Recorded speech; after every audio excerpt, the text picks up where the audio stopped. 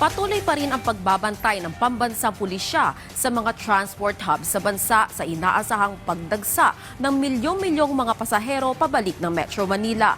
Narito ang report.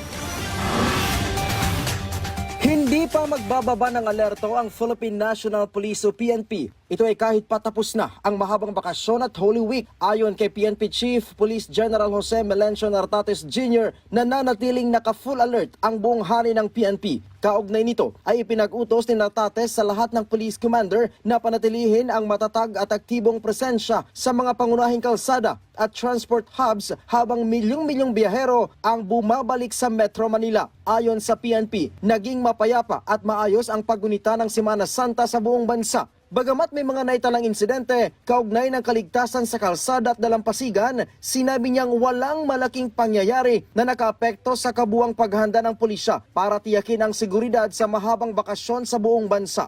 Pero hindi pa aniya tapos ang kanilang trabaho. Kailangan pa aniya na tiyakin ang ligtas na pagbabalik ng mga biyahero sa kanilang mga tahanan. Kasama ng PNP ang iba pang ahensya ng pamahalaan para matiyak na roadworthy ang mga pampasaherong bus at iba pang public utility vehicles, gayon din ang mental at physical na kahandaan ng mga driver. Payo ng PNP sa lahat ng motorista na manatiling kalmado habang nagsisimula ang mahabang biyahe, kasabay ng pagbibigay din na ang road rage ay magdudulot lamang ng kapahamakan sa kanila at sa kanilang pamilya. Pinayuhan din ni Nartates ang mga ito na tiyakin ang maayos na kondisyon ng kanilang mga sasakyan at iwasan ang pagmamaneho kung nasa impluwensya ng alak o kung hindi maganda ang pakiramdam.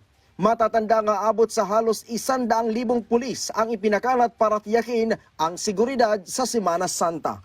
Ryan Lisiges para sa Pambansang TV sa Bagong Pilipinas.